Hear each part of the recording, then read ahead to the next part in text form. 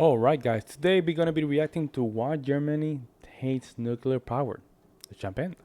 This is Germany in the 1980s, before the Berlin Wall came down, still fractured in two between two world superpowers. And this is the map of nuclear power plants that powered the country. The 1980s was an eventful time period for this recovering nation. Chernobyl, located here, just north of Kiev, exploded, showering Europe in radioactive material. The severity of this incident can be hard to grasp in hindsight. Iodine tablets were distributed across Europe, an emergency preventative medicine to ensure the thyroid gland is saturated in non-radioactive iodine, preventing it from absorbing the radioactive iodine present in nuclear fallout, where it could fester and cause cancer. The fallout from Chernobyl spread on westerly winds across Europe, and the news spread faster. The people of Europe were afraid. Local people received 7.4 millirems an hour of radiation. Radioactive cesium is recycling in the moss. Because they are thinking all days about this radiation, and nothing more. The Chernobyl disaster could reap a bitter harvest for the peasant farmers of Poland's far northeast.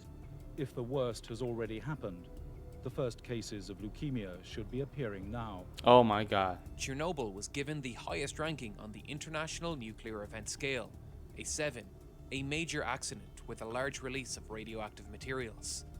Or, in less technical terms, Europe was crop dusted in cancer dust. This event understandably put a big dent into the support of nuclear energy across the world. But this wasn't the genesis of the anti-nuclear movement in Germany. In 1975, 30,000 protesters occupied the construction site of a new nuclear power plant in southwestern Germany on the border with France. In 1979, 7 years before Chernobyl, 200,000 protesters took to the streets of Germany after the 3 Mile Island nuclear disaster in the United States. The anti-nuclear movement in Germany was a grassroots movement, led by the people and driven by fears of the very real danger nuclear energy poses. There was a tremendous amount of political pressure to begin phasing out these plants, and these protests led directly to the creation of Germany's Green Party in 1980. The Chernobyl accident in 1986 simply strengthened the support for the Greens' political ideology to phase out nuclear energy completely. In 1998, the Green Party came into power for the first time, and the true end of nuclear power in Germany was all but secured. It was decided that no new nuclear power generators. So the Green Party is something very big, right? In Germany, they have a lot of influence in the political realm in Germany. Would be built in the country from then forward. And in 2002, a law banning new nuclear energy was passed, with 2 nuclear power plants being taken off prematurely in Germany soon after. Angela Merkel and her opposition party, the CDU, called these deactivations destruction of national property. However, in the wake of the Fukushima disaster, even Merkel's opposition to the anti-nuclear movement began to falter. Fukushima is the only other incident in the history of nuclear power that was ranked on par with Chernobyl, receiving the highest ranking possible due to its impact on the environment and the people of Japan.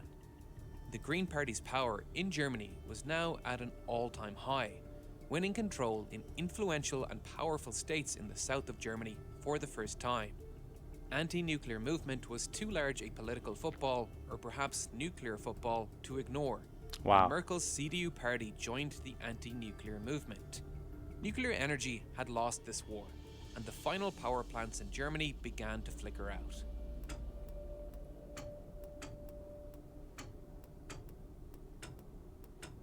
On April 15, 2023, the final nuclear power plant was shut down, holding on through the energy crisis caused by Russia's invasion of Ukraine.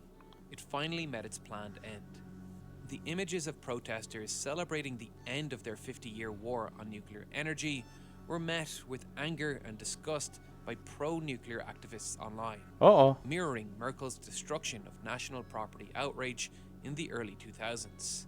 How could you celebrate something that so clearly harms Germany's goals of clean energy? shutting its nuclear facilities has caused Germany to be far more dependent on fossil fuels Yeah, than its neighbor that looks France. very unhealthy. I'm not gonna lie. That smoky thing, you just coming out from that shim. Oh man, that looks very that's very unhealthy. My God. This is what a typical day in France looks like. Baseload is provided by nuclear energy, providing 65 to 75% of the country's power depending on the time of day. Wind, solar, and hydro play their part too, with a small amount of flexible gas-powered plants available to quickly ramp up when called upon, releasing just 30 to 40 grams of carbon dioxide per kilowatt hour generated. Okay. France is in a group of few, an industrial giant, energy independent. Just to have not reliant context, I want to just make sure this was okay. This was actually upload 11 months ago. Okay, so that this is post or during Russian war with Ukraine. Okay. foreign imports of fossil fuels, and not just powering its own country on low carbon energy. It also supports its own economy by exporting massive quantities of this power to its neighbors through high voltage interconnections. A rare example of a country with few fossil fuel resources of its own becoming it looks very energy unhealthy, man. exporter. Germany couldn't be any more different.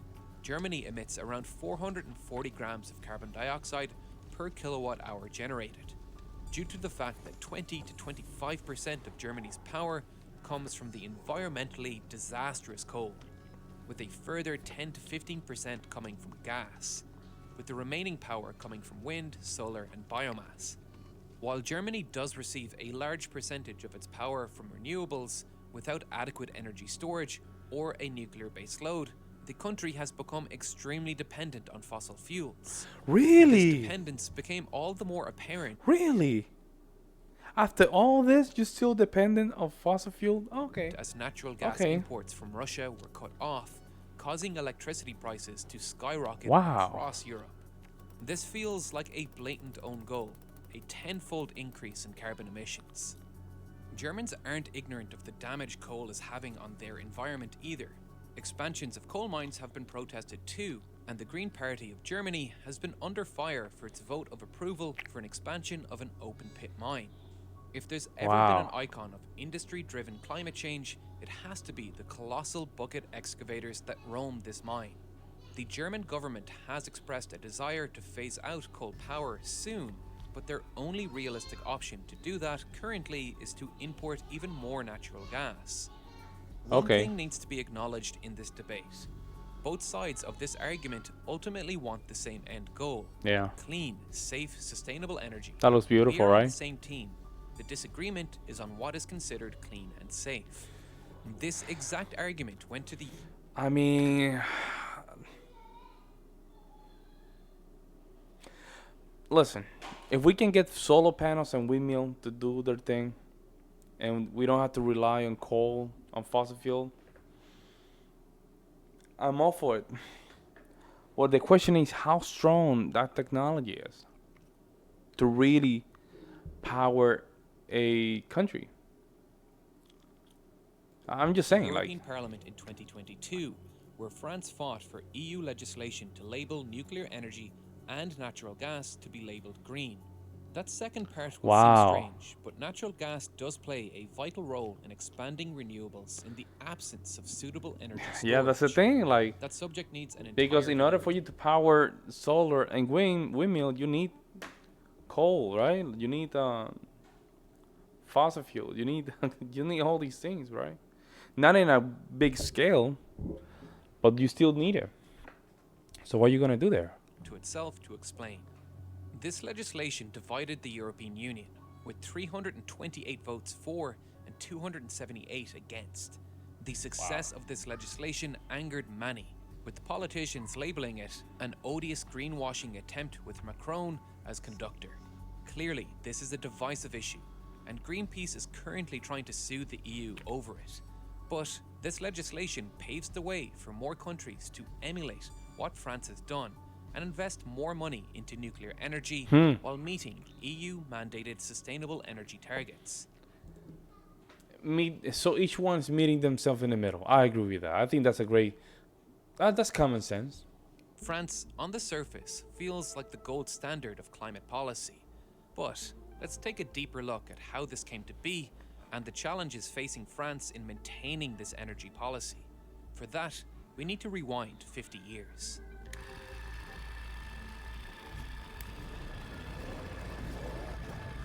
It's 1973.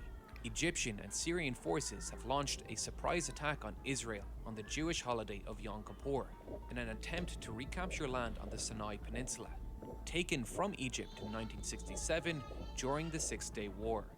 Western allies of Israel rushed to support their counter-offensive, and in retaliation, the Union of Arab Oil Exporters embargoed exports to these countries, causing oil prices worldwide to skyrocket.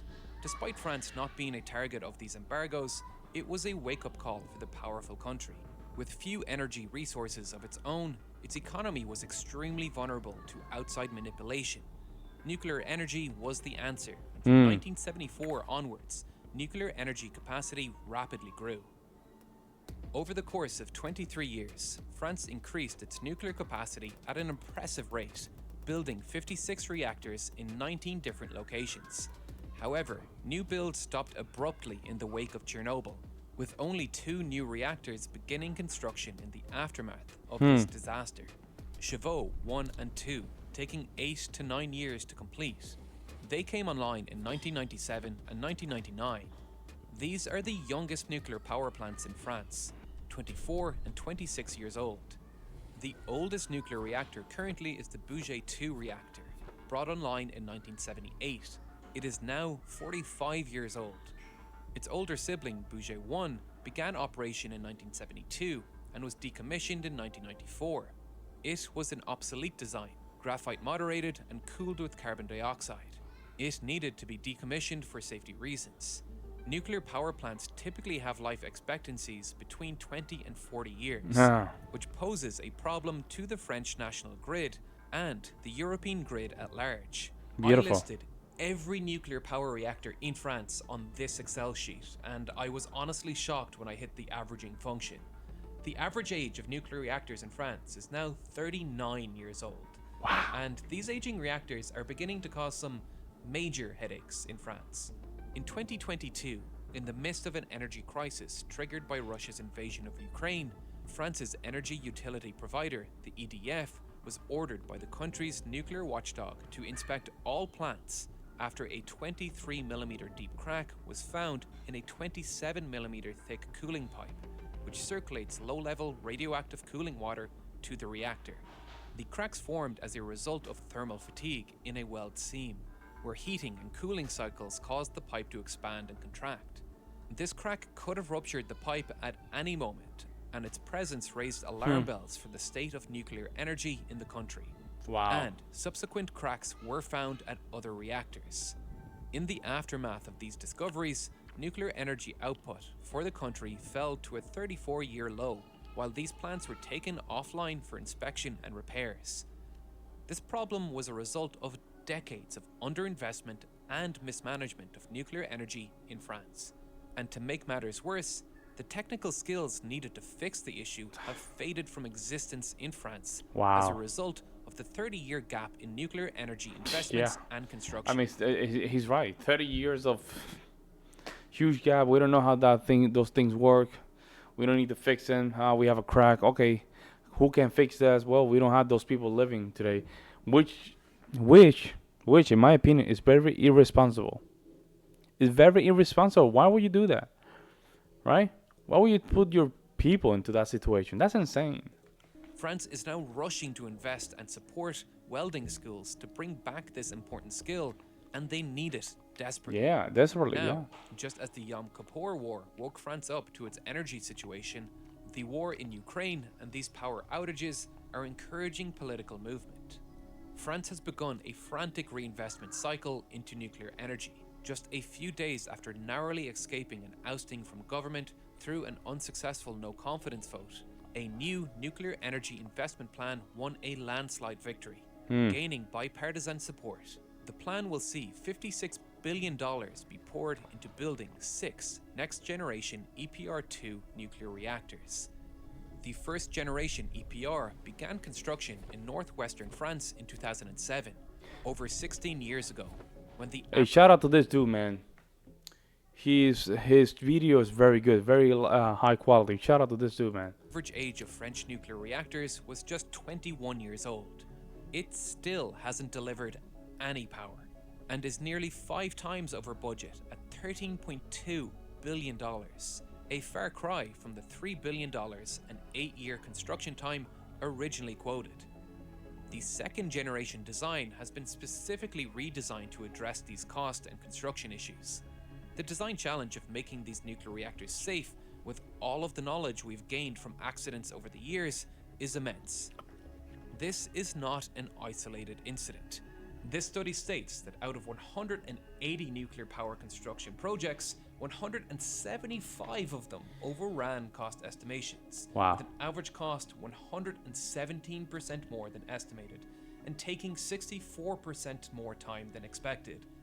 The latest delay of this new reactor was due to simple welding issues again. When even your welds require specialized heat treatments, requiring specialized skilled laborers, and stringent safety checks, it's going to cause headaches. The reality is, nuclear energy keeps getting more expensive as new safety standards are realized with each accident that occurs, while renewable energy keeps getting cheaper. The first of the 6 next-generation EPR2 reactors will not begin construction until May 2027. Optimistically, they will take about 8 years to construct, at which point the average age of nuclear reactors in France will be about 49 years old. Aging nuclear reactors, to say the least. That's a lot of years. That's a lot of years, man. The thing is, as long as they can just keep and maintain some of these plants, hey, y'all gonna be fine. However, if you guys cannot maintain it, there's nothing else you can do. Are I not mean, posing major reliability issues, as we've already seen, but a potentially disastrous safety hazard too. France is staring down the barrel of major electrical grid instabilities due to decades of underinvestment in nuclear energy. Nuclear energy, when done right, is clearly the best solution to reduce carbon dioxide emissions that Really? we have right now. But the problem is, it frequently isn't done right. yeah. So we have to ask ourselves, does Germany have a point? Were they right to close these nuclear reactors down? Or perhaps a middle ground between France and Germany is needed, slowly ramping down nuclear energy while developing new renewable energy resources with the energy storage needed to create a Jeez, stable that's a good grid. point.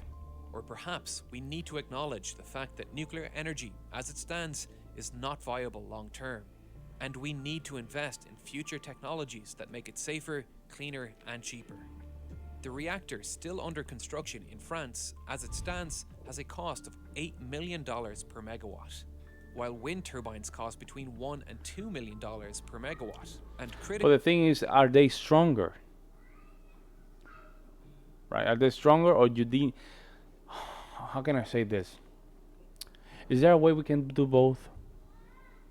I think we can do both. I don't think one has to be better than the other.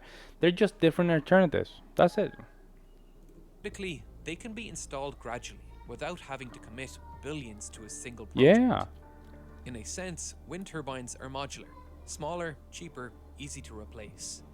One future tech being worked on right now aims to give nuclear energy this same advantage.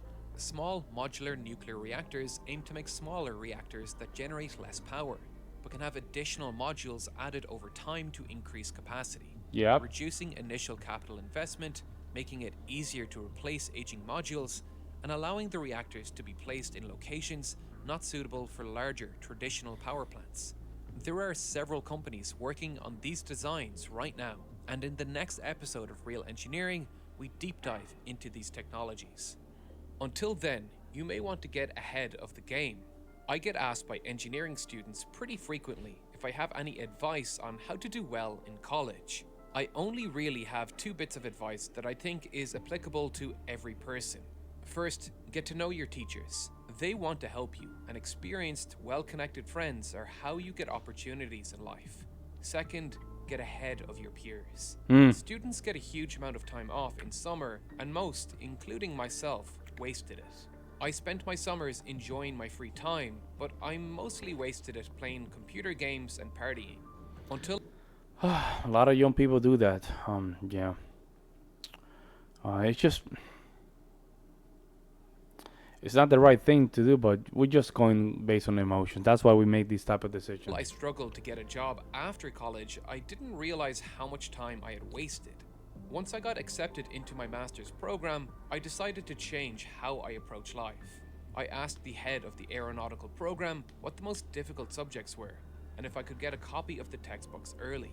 He sent them out, and I came into my stability and control classes ahead of everyone else. It enabled me to help my classmates and make friends, and allowed me to concentrate on projects when time was tight in exam season. Teaching yourself isn't easy though. However, I have a solution to that. Brilliant. An excellent platform that can help you brush up on the essentials of engineering. It uses interactive courses that test your knowledge along the way. A platform designed to teach you difficult. Go to his channel to just watch the ad. Man, he's very good though. Let me put his little face here. Where is he? Hey man, nice job, bro. Nice job. Good. You know, it just showed you where does Germany stand in Europe when it comes down to these renewable energies. The situation with Russia and Ukraine really opened some eyes and some conversations of possibility of just looking for different type of solutions. This is what this is all about. I would love to hear you guys' opinion. What do you guys think about nuclear power? Do you guys like that? Or you guys don't? I'd love to hear you guys' opinions. In the meantime, guys, I'll see you in the next one.